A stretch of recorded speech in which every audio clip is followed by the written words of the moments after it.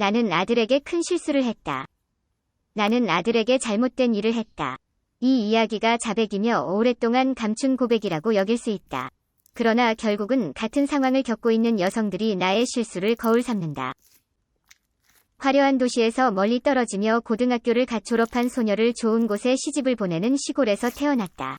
나는 예외가 아닌 만 18살 결혼을 했다. 얼마 후 19살 때 첫 아들을 낳았다. 곤란한 삶으로 살림을 위해 나의 남편은 멀리 다른 곳에 이전해 일해야 했다. 간날 무렵 아이가 1살도 안 됐으며 아직 아빠라는 말하지 못했다. 1년 동안 일해서 이번만 잠깐 돌아가서 또 갔다. 몇 년 후 돌아온 마을 사람들이 좋은 이익을 찾아 젊고 아름다운 도시 여자친구를 따라다녔다는 소문을 냈다. 전화했고 문자 메시지를 했고 편지까지 몇 번 써보내서 노력했는데 소식을 조금이라도 없었다. 사실을 알기 위해 일하고 있는 곳에 가려고 했는데 아이가 아직 어림으로 가지 못했다.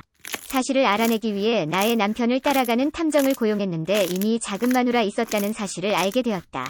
증거를 손에 들며 마음이 고통스러웠다.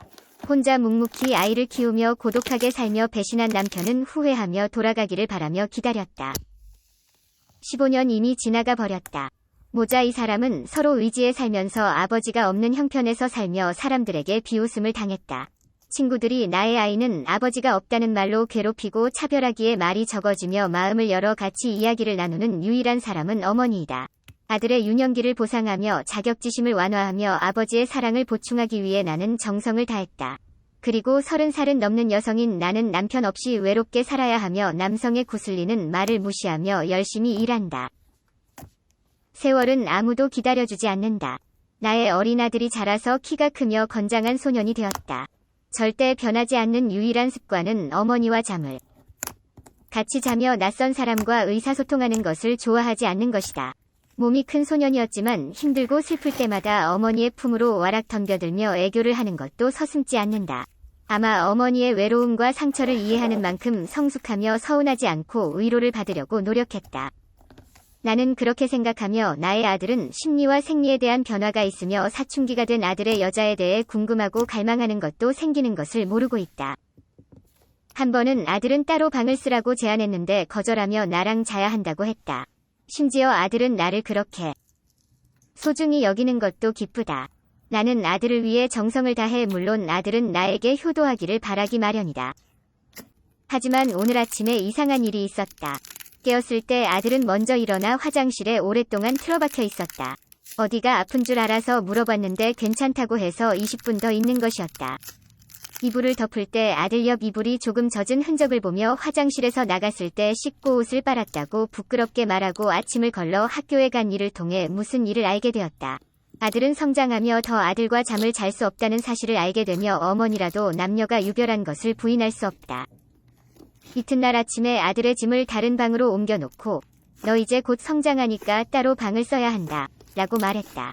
그 다음 아들에게 사춘기와 각 사람의 성장에 대해 분석하며 설명해주면서 자신을 보호하며 이성에게 올바른 행동을 하라고 충고했다. 그때 눈물이 솟구칠 뻔했다. 어머니보다 아버지는 이런 일에 대해 아들이랑 공유하면 합리적이고 공감적인데 싱글맘이라서 깊은 곳까지 상세하게 설명하면 적합하지 않을까봐 다음날 내용이 적합한 책 몇 권을 사서 아들의 방에 넣었다. 불쌍하기도 하며 개탄스럽기도 하는데 비웃음과 동정을 받기 위해 나의 이야기를 공유하는 것이 아니라 나와 같은 시글맘에게 큰 본보기를 보여주고 싶다.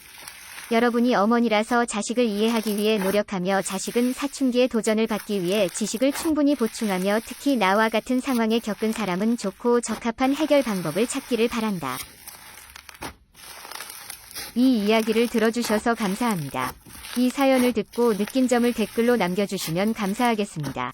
여러분도 망설이지 마시고 저희와 함께 여러분의 이야기를 공유하세요. 에바의 이야기가 여러분을 항상 환영하고 응원하겠습니다. 저희 에바의 이야기를 좋아하시고 공유하시고 구독해주시면 좋겠습니다. 그리고 저희 영상을 놓치지 않도록 알림 설정을 눌러주시면 감사하겠습니다. 이제 인사하고 또 만납니다.